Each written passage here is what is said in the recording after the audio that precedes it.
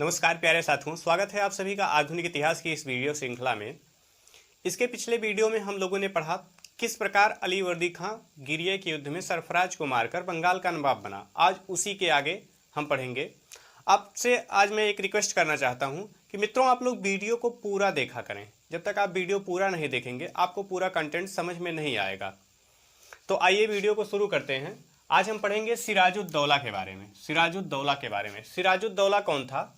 पिछले वीडियो में हम लोगों ने देखा था कि अली वर्दी खां की 3 पुत्रियां थीं। अली वर्दी खां जो कि बंगाल का नवाब था, उसकी 3 पुत्रियां थीं।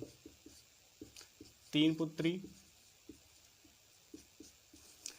पुत्री में एक का विवाह ढाका हुआ था, दूसरी का पूर्णिया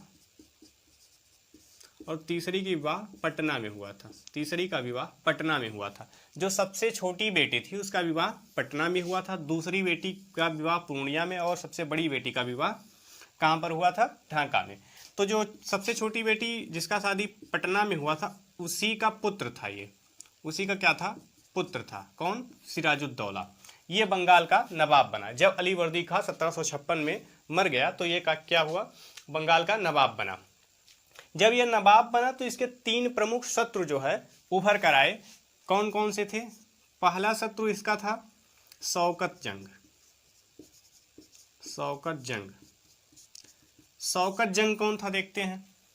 शौकत जंग जो पूर्णिया वाली बेटी थी इसकी, जिसका विवाह पूर्णिया में हुआ था, उसी का पुत्र था। दूसरा घसीटी बेगम। घसीटी बेगम। घसीटी बेगम इसकी ढाका वाली मौसी थी। घसीटी बेगम इसकी ढाका वाली मौसी थी। और तीसरे शत्रु थे इसके अंग्रेज। तीसरे शत्रु थे इसके अंग्रेज। ये दोनों जो शत्रु बने, इसका मेन कारण यह था कि ये लोग नवाब के पद को नहीं पा सके, इसलिए ईर्ष्या और दोष की भावना को लेकर के शत्रुता प्रारंभ कर दिए।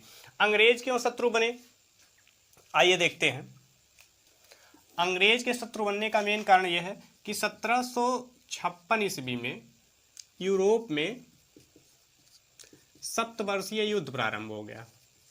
यूरोप में सप्तवर्षीय युद्ध प्रारंभ हो गया और जो यूरोपीय व्यापारी भारत में आए थे व्यापार करने, वो यहाँ पर किलेबंदी शुरू कर दिए। किलेबंदी शुरू कर दिए।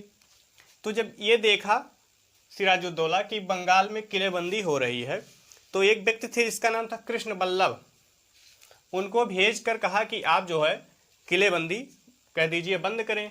तो इनकी बात को फ्रांसीसी तो मान गए, फ्रांसीसी मान गए, लेकिन अंग्रेज नहीं माने।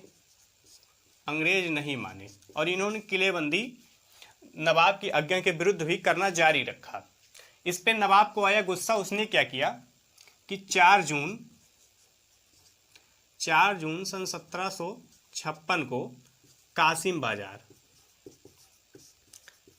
बाजार पर अधिकार कर लिया। कासिम बाजार पर अधिकार कर लिया। और फिर 20 जून 1756 को इसने जो अंग्रेजों का प्रमुख किला था कलकत्ता में, फोर्ट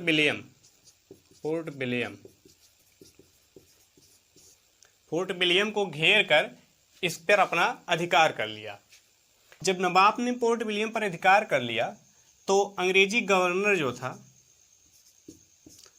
जो था ड्रेक, जिसका नाम था ड्रेक, तथा कुछ पुरुष व महिलाएं, कुछ अंग्रेजी पुरुष व महिलाएं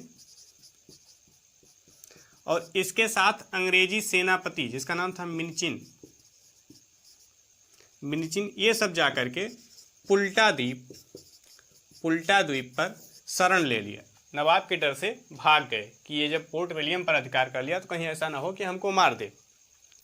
और इसके बाद एक घटना और उभर कर आई जिसे हम लोग काल कोठरी या ब्लैक होल की घटना कहते हैं। काल कोठरी या ब्लैक होल की घटना कहते हैं। आइए देखते हैं।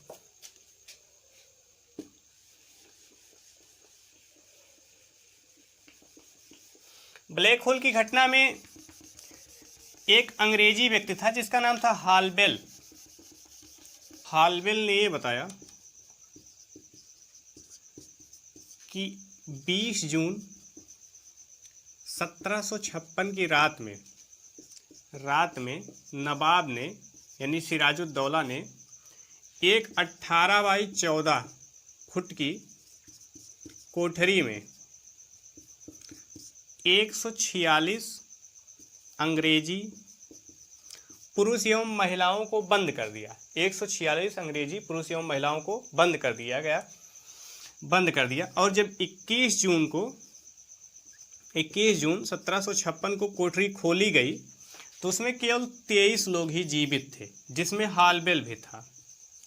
23 लोग भी जीवित थे, जिसमें हालवेल भी था।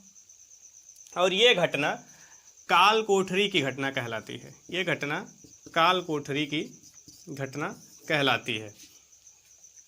इसके बारे में इतिहासकारों में मतभेद है। कुछ इतिहासकार कहते हैं कि ये झूठी बात है, क्योंकि इस 18 बाई 14 की कोठरी में 146 लोगों का बंद होना संभव नहीं है। कुछ लोग इसे सही मानते हैं। आज भी इसके बारे में मतभेद है। कुछ बहुत अच्छा सही विटनेस नहीं है कि क्या सही है क्या गलत है, लेकिन ये घटना क्या कहलाती है? काल कोठरी की घटना कहलाती है। तो यहाँ तक हमने पढ़ा काल कोठरी की घटना तक। इसके बाद हम लोग पढ़ेंगे कैसे नवाब के खिलाफ षड्यंत्र हुआ और कैसे कि प्लासी के युद्ध की पृष्ठभूमि तैयार हुई। वीडियो देखने के लिए आप सभी का धन्यवाद। सपोर्ट करते रहें। Thanks for watching.